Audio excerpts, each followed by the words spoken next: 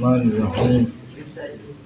عن عمر بن رضي الله تعالى عنه قال: وصف رسول الله صلى الله عليه وسلم قسما، فقلت يا رسول الله من غير هؤلاء كان أحق به منهم، فقال: إنهم خيرني أن يسألني بالفحش أو يخلوني ولست بباخل। রাহুল মুসলিম। উমর রাদিয়াল্লাহু তাআলা বলেন, রাসূল সাল্লাল্লাহু আলাইহি ওয়াসাল্লাম কিছু মাল বর্ণনা করলেন। অথবা আমি বললাম, হ্যাঁ রাসূল, অন্য লোকেরা এদের চেয়ে এই মালের বেশি হকদার ছিল। তিনি বললেন, এরা আমাকে দুটি কথার মধ্যে একটা গ্রহণ করতে বাধ্য করেছে। হয়তো তারা আমার নিকট দৃঢ়তার সঙ্গে চাইবে, যার ফলে আমাকে তাদের দিতে হবে, অথবা তারা আমাকে কিফন প্রমাণিত করবে। অথচ আমি কিফন নয়, আমি কি না কিফন নয়। মুসলিম শরীফের হাদিস।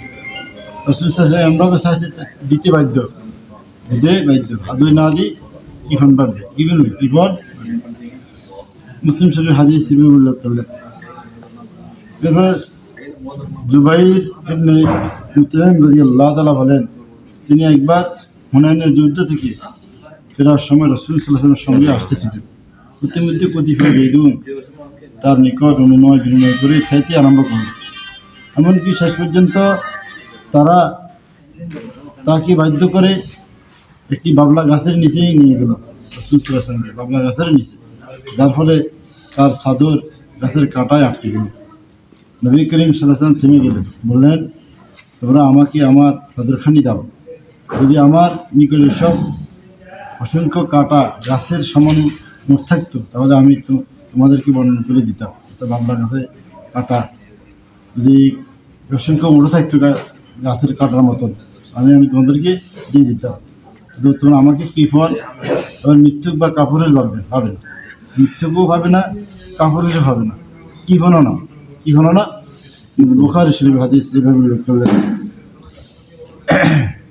তাহলে রাসূল সাল্লাল্লাহু আলাইহি ওয়াসাল্লাম দাতাও ছিলেন, মানুষকে যা থাকতো তাই দিয়ে দিতেন। দিয়ে দিতেন। এইটা বুখারী শরীফ হাদিস এভাবে উল্লেখ করলেন।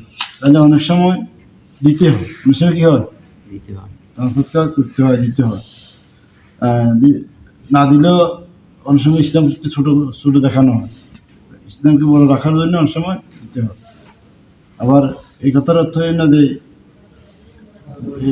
ডানাতে দিলে বামাতে না জানে না, বলতেছে তুমি যদি সৎকার দান সৎকা এটা করো তাহলে এটা উত্তম, আর যদি গোপনে করো এটা আরও উত্তম, আর এটা আরও উত্তম।